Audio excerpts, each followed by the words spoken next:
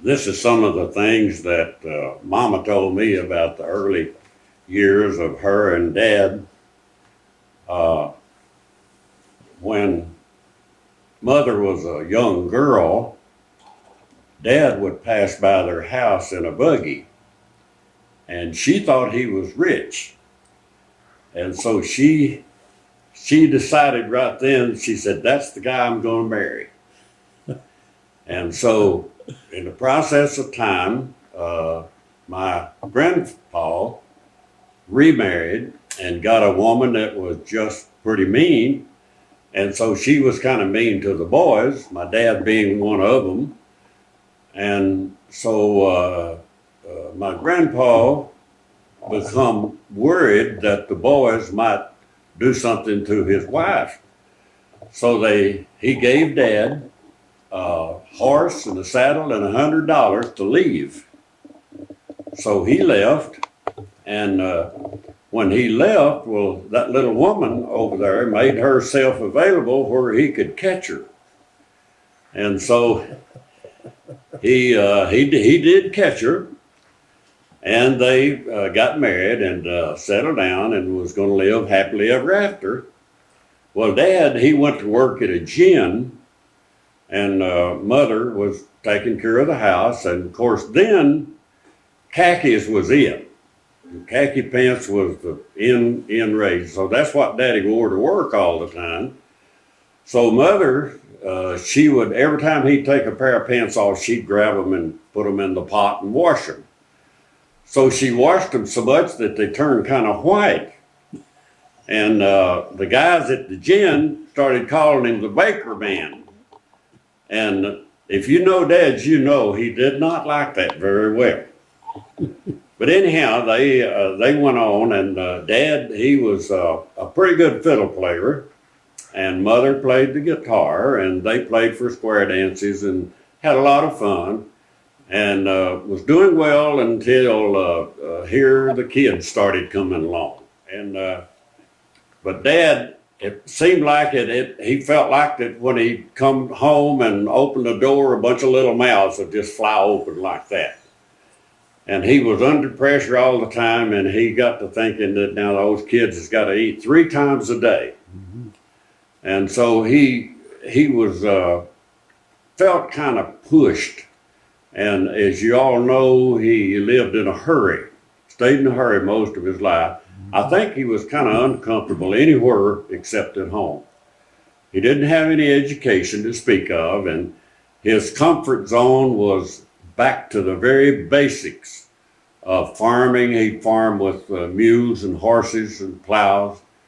And so he moved to Oklahoma when me and Nisi was very small. And I understand that he got saved over there under this lady preacher.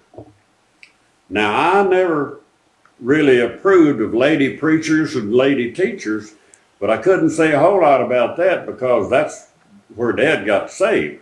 I remember Nisi saying that when she took him out in the river to baptize him, well, she thought, now, if she's trying to drown him, she's not going to make it because he's too strong. But anyway, we moved over from there back to Blakeney, and Dad, they had an old schoolhouse down there, and Dad went out and found a preacher to come twice a month and to preach at this church. It was a little church they had. Mm-hmm. And so I remember very well the wagons around the church where people would come and listen to this preacher. One of the things I remember about him is he would slap his big old hands together when he was preaching. And so after we moved from there, I remember one thing that happened there before we moved. There was a movie house or tent came into town, into the village, and it cost a dime to get in. Well, Dad went down to the store and he got me and Nisi a dime each. Mm-hmm. And we left the house, which was a couple of blocks up the road, and started down to the movie, and it was a sandy road. Well, when we were walking along, it was after dark, and our hands hit together, and we both dropped our dimes. We had our hand on them, and we both dropped our dimes in the sand. Oh my. And we could not find those dimes. We sifted through all of the sand, couldn't find them. So we went back home bawling, you know. Dad, he said, all right. So he went back down to the store and got us 2 more dimes and led us by the hand over there, and he paid the ticket himself. So we saw the movie, and it eventually, but the guy that had the movie, the engine that he was using quit, just died and quit. So we had to borrow a hairpin from one of the women to go out and fix the engine. I remember that. Well, right before we moved from there, Dad told me one time if I would stay home and plow on this Saturday and get this plowing done that we needed, then he'd get me a bicycle. And boy, I was all excited about that. Well, sure enough, when he come in, he had bought me one of those big old green bicycles. I think he gave $6 for it. And so he went down to the store and sat on the porch while me and a friend of mine rode bicycles till about 2 o'clock in the morning. Wow. That was really great, but he, you know, he was going to let us do that. Well, anyhow, we ended up moving down to Greenwood, and Daddy was a real hustler. When we got down there, he was farming and with horses and mules, and he also had a blacksmith shop, and he had a grist mill where he made cornmeal, and then he had a syrup mill where he made syrup. And so people would bring their plows in, he would sharpen them in the blacksmith shop, and then he had the engine and the transmissions all set up to where he'd grind corn. Well, he would take corn for his pay from other people, and we had meal everywhere. We never run short of meal because but I remember that we had a corn sheller, had a big old plate about this big around with teeth on it, and you had to turn it by hand, and me and Niecy would get out there and try to turn that thing by hand and shell that corn. You drop the ear down in there, you know, and it would shell it. And but we had a lot of fun doing that. And when Daddy had his syrup mill, the cane that came out of the mill was piled over into a great big long pile of pummies, we called it.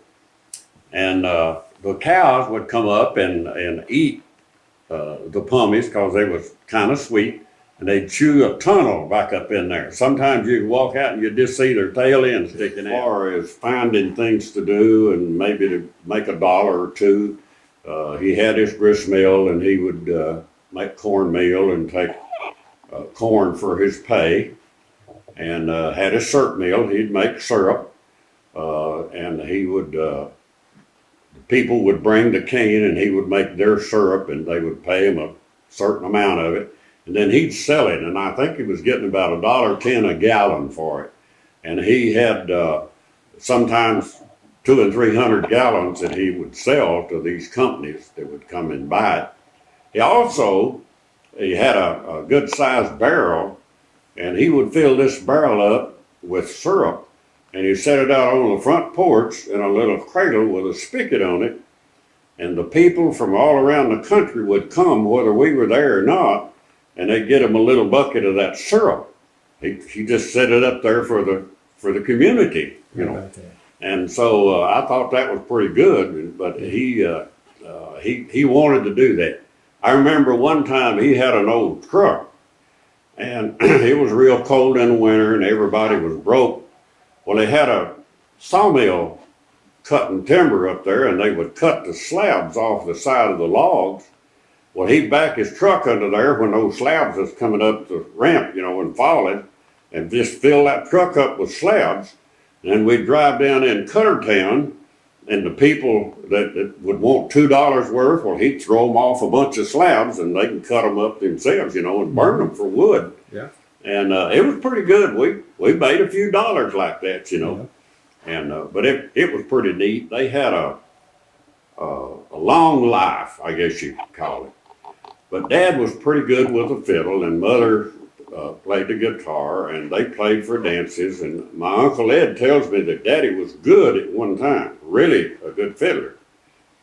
So Mama played the guitar, and I got to looking at that when I got up about 12 years old, and I thought, well, I could do that. So I got her to show me the chords. She knew 3 chords, so she showed me the chords, and I got started playing that thing. Well, my fingers got to hurting so bad, and they'd get blisters on them and everything. And I'd take the guitar, and I would look at that post on the foot of the bed, and I thought, if I bust this guitar over that post, I won't have to play it anymore. And then I would look at it a little while, and I said, try it again, pick it up and try it again. So to make a long story short, I ended up eventually learning to play the guitar. Also, Mama, one time I had an allergy.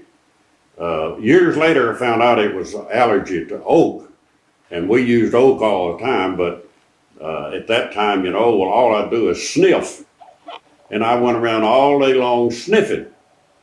Well, when I'd be in the house around Mom and Niecy, one time Mama drawed back at me and was fixing to let me have it. She says, I don't stink. We don't stink. I said, Mom, I had to run out of the house to get there. And when I was sniffing around Dad, he would take it as long as he could, and finally he'd say, blow your nose. So I would have to blow my nose. But we had a lot of fun then, and I know when I was plowing with the mules and horses and everything, well, I had to feed them morning and night, and I have to feed each one of them 8 ears of corn. I'd shuck the corn and feed it to them.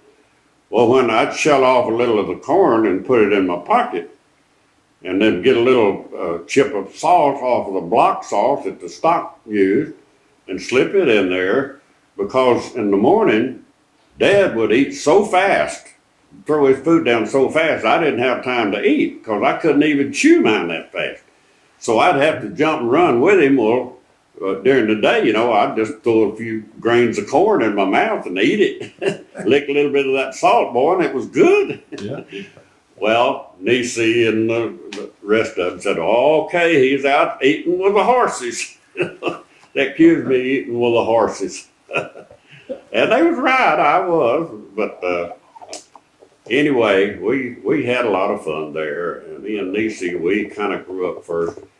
Dad was uneducated, and he felt kind of pressed. And I think he really didn't feel comfortable almost anywhere except home. And I always was kind of down on him for that, but I could kind of see now that he was under the gun. He had his own little comfort zone, and I think that was what caused him to live and act like he did. But Daddy was a man, real man.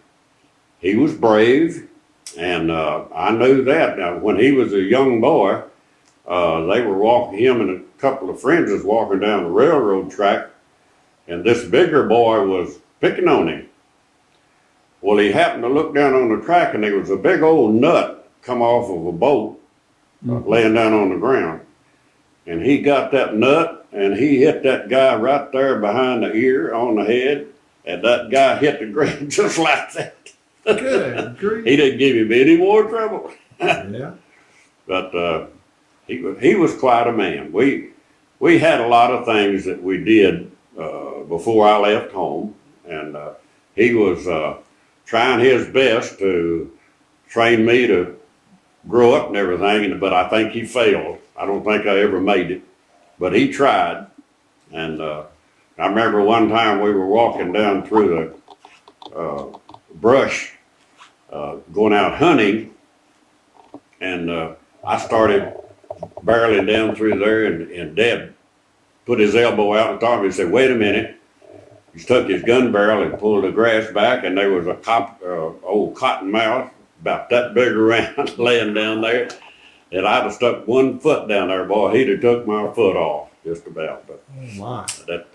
that was some of the things. We we really enjoyed our time there. But then, when I was about 14, I went to New Mexico, and so stayed out there and worked in the oil field.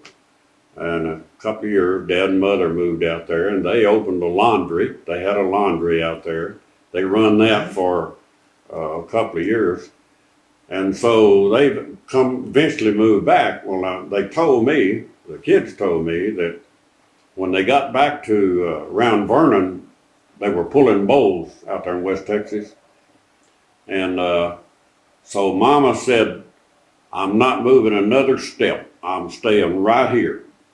So they got a house and we sat right there. You know, when Mama set her mind to something, you didn't argue with her. You know, even Dad didn't argue with her. Yeah. But I really think that this was the Lord's doing, because I came back out there, and this is where I met my wife, Bobby. Mm-hmm. She worked in Vernon at a drugstore. And when I got to thinking about that, if they had went on back to East Texas, I would have never stopped there. So I feel like that was the Lord's doing, because this was supposed to happen like that. Right. And so going through your life like that. I remember when they had that laundry, and I was staying there with them, the middle room between the laundry and their quarters, there was a little room in there. And so I was probably 15, 16. And so I'd go in, and there was no curtains on the windows, and I would go in and undress and go to bed. And I found out later that there was two young girls in the next house over would watch me through the window every night when I'd go to bed. And I never knew it. It would have scared me if I had. But I didn't know, they were. But it was really something. Had a good time and enjoyed ourselves there. For that time, the whole kids was just running everywhere. You know, Mm-hmm. there must have been a nest of them out there. But Dad, he just worked his fingers to the bone, because that's really all he knew, is how to work. You know, he didn't know anything else. But I think the Lord gave him the job of raising that big family, and I think he did a pretty good job. Mm-hmm. Most of them are saved and going to meet him in heaven. I'm sure that him and Mother is there now, and they're waiting, and we're all going to be there someday. That's right. And so I hope that happens. I hope every one of us meets them up there. When me and Bob got married, 2 weeks, well, right after we got married, I lost my job. Mm-hmm. I was working for a painter. And I didn't have any money, no way to feed a wife or nothing else.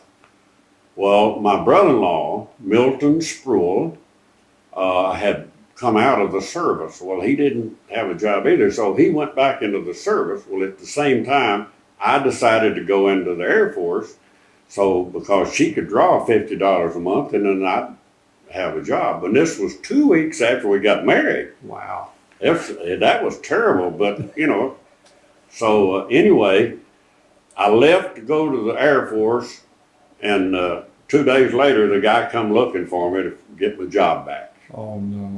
But anyway, I spent a couple of years in the Air Force, worked in the crypto code. I was deciphering crypto codes from Virginia to California and eventually in Alaska. And got out 2 years later and come back. Me and Bob, we did a little farming out there in West Texas. He ended up with our kids was born out there, and then we ended up coming to Dallas. Mm-hmm. And we've been here ever since, around here and there. And so that's pretty much my story. Okay. That's my story, and I'm going to stick to it. Okay.